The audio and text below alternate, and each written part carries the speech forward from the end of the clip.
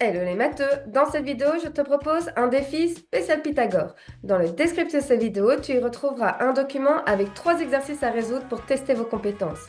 Alors, prêt à relever le défi? C'est parti!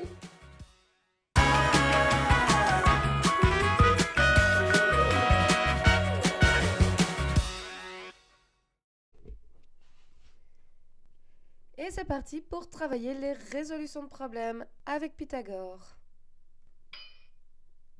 Commençons avec le premier exercice. Soit tu as déjà eu l'occasion de réfléchir à cet exercice et tu peux donc poursuivre dans cette vidéo. Soit tu découvres cet exercice. Dans ce cas, je te conseille d'appuyer sur pause, de prendre une feuille, un crayon et ta calculatrice. Laisse-toi le temps de faire à ton aise l'exercice et quand tu seras prêt ou prête à écouter la correction, il te suffira simplement de réappuyer sur play. Alors, lors d'une tempête, le tronc d'un arbre s'est brisé.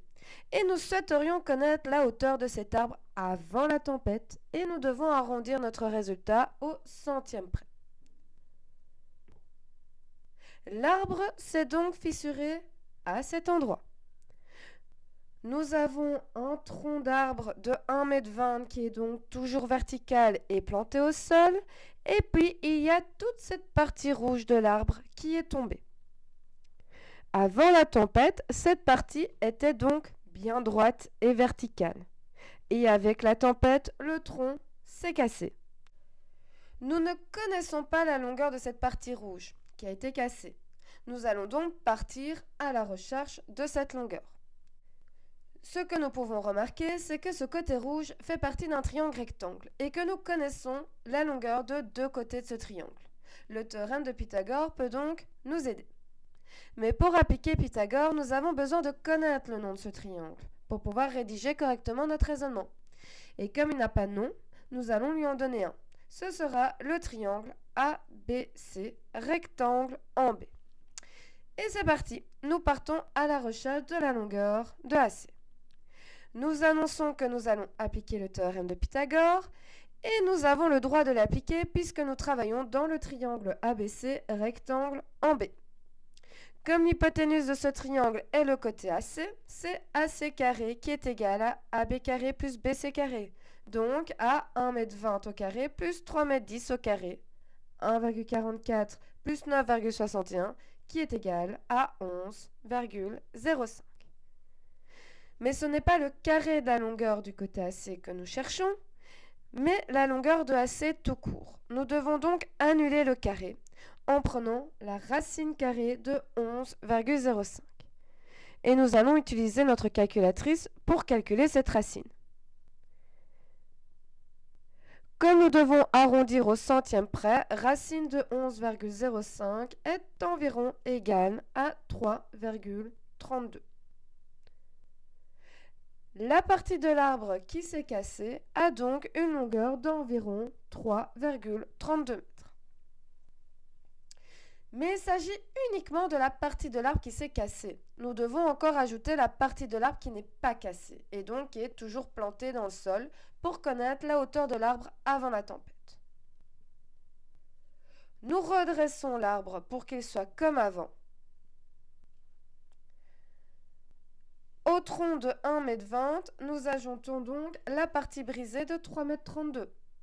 Et nous arrivons à une hauteur totale de 4,52 m.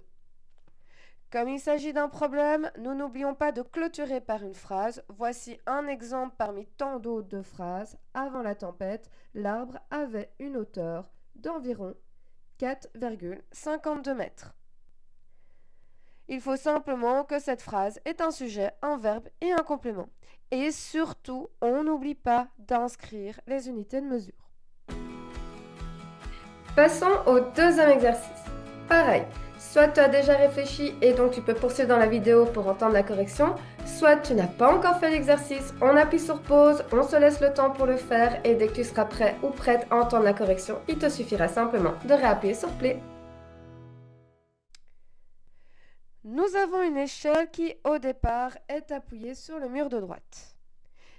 Et nous l'avons basculée pour qu'elle soit plutôt appuyée sur le mur de gauche. Et nous aimerions savoir à quelle hauteur cette échelle atteint ce mur de gauche. Au niveau des arrondis, on nous demande d'arrondir au dixième près, c'est-à-dire un chiffre derrière la virgule. Lorsque je regarde cette échelle, j'observe qu'elle constitue un côté du triangle BAE, rectangle en A.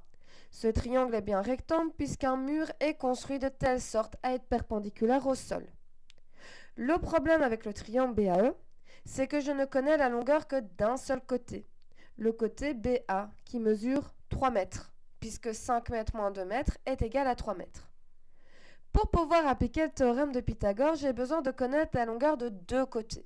Je n'ai donc pas suffisamment d'informations pour connaître la longueur du côté AE. En revanche, quand cette même échelle était appuyée sur le mur de droite, elle constituait également un côté du triangle BCD, cette fois-ci rectangle en C. Et ce qui est génial avec ce triangle, c'est que je connais la longueur de deux de ses côtés. Je sais que le côté BC mesure 2 mètres et que le côté CD mesure 4 mètres. Je vais pouvoir, grâce à Pythagore, trouver la longueur de l'échelle. Par le théorème de Pythagore, comme le triangle BCD est rectangle en C, et que comme le côté BD est l'hypoténuse, c'est BD au carré qui est égal à BC au carré plus CD au carré. Donc, A2 au carré plus 4 au carré à 4 plus 16 qui est égal à 20. Donc, BD est égal à racine de 20. Inutile de calculer la racine de 20 puisque je vais la réutiliser dans la suite de mes calculs.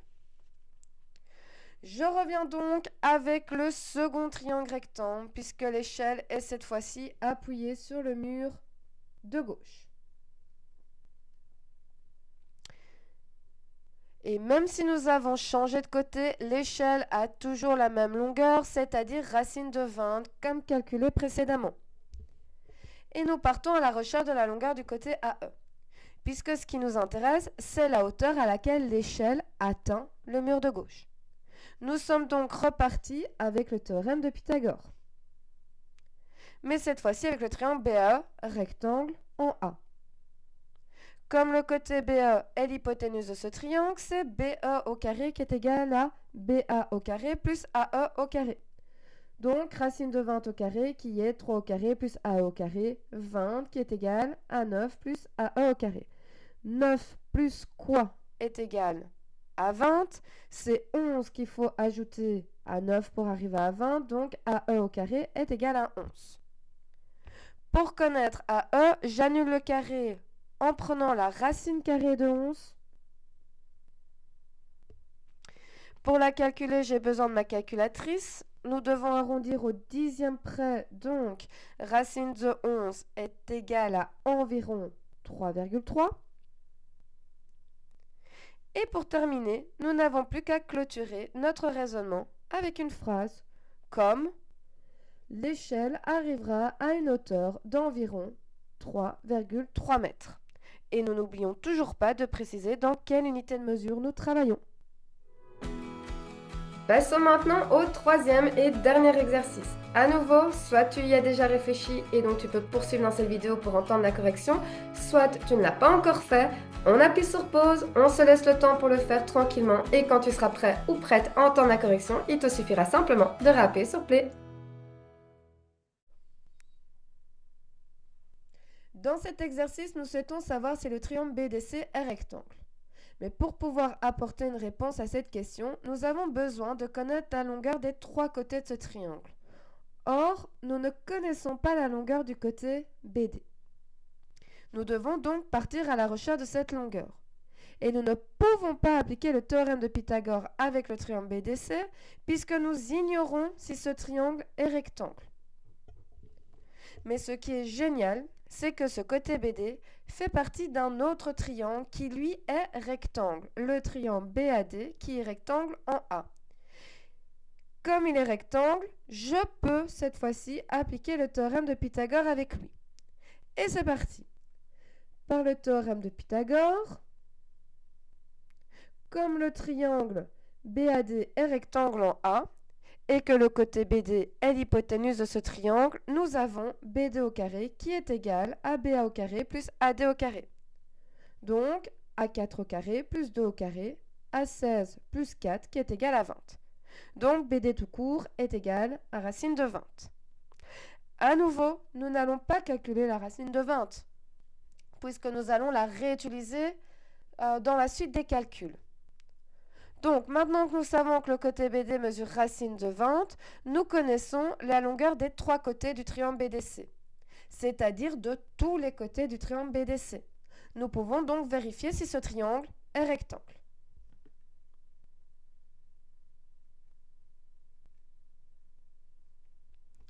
Nous devons d'abord identifier le côté qui pourrait être l'hypoténuse, si le triangle est rectangle. Il s'agit du côté qui a la plus grande longueur. Et pour comparer facilement ces longueurs, nous allons déjà les élever au carré. BD au carré, c'est racine de 20 au carré, donc 20. DC au carré, c'est 4 au carré, donc 16. Et enfin, BC au carré, c'est 6 au carré, donc 36. 36 est le plus grand côté, donc si notre triangle est rectangle, ce sera BC notre hypoténuse. Mais nous devons d'abord vérifier si ce triangle est rectangle. Et c'est donc BC au carré qui sera tout seul de son côté dans les calculs pour vérifier si la formule de Pythagore fonctionne avec ce triangle. Donc, est-ce que BC au carré est égal à BD au carré plus DC au carré? Est-ce que 36 est égal à 20 plus 16? Comme 20 plus 16 est égal à 36, oui, nous arrivons bien à une égalité. La formule de Pythagore fonctionne donc bien avec ce triangle. Le triangle BDC est donc bien rectangle, le côté BC est notre hypoténuse et donc l'angle droit se situe au sommet D.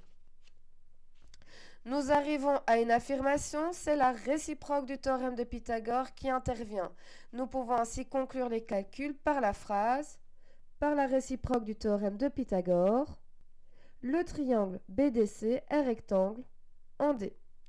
Toujours préciser en quel sommet le triangle est rectangle. Nous n'avons pas le choix, c'est une obligation. Je souhaiterais terminer cette vidéo avec une petite remarque. Nous n'avons pas calculé racine de 20 à la calculatrice. Mais du coup, que serait-il passé si nous l'avions fait? La calculatrice nous indique que racine de 20 est égale à environ 4,47. Donc si j'élève 4,47 au carré, je retrouve 19,9809. Nous ne retrouvons pas 20 comme carré, plutôt une valeur qui s'approche très fort de 20. Pourquoi? Tout simplement parce que 4,47 n'est pas la valeur exacte de racine de 20, mais une approximation de ce que vaut racine de 20. Ainsi, en effectuant les calculs pour vérifier si le triangle BDC est rectangle, nous arriverons à 36 est-il égal à 19,9809 plus 16 et nous arrivons à quelque chose qui n'est pas égal.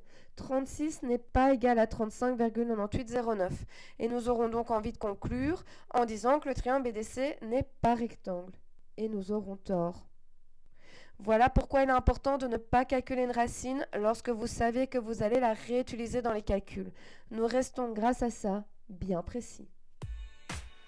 Et voilà, j'espère que cette vidéo t'aura aidé. N'hésite pas à le dire en commentaire. Si tu as des questions, tu peux également les déposer en commentaire et j'essaierai d'y répondre du mieux que je peux. De plus, n'oublie pas d'aller checker le descriptif de cette vidéo. Tu y retrouveras différents liens qui ont pour unique but de t'aider à renforcer ta compréhension. Car n'oublie pas, la règle d'or pour réussir en mathématiques reste toujours la même. Faire régulièrement des exercices à la maison.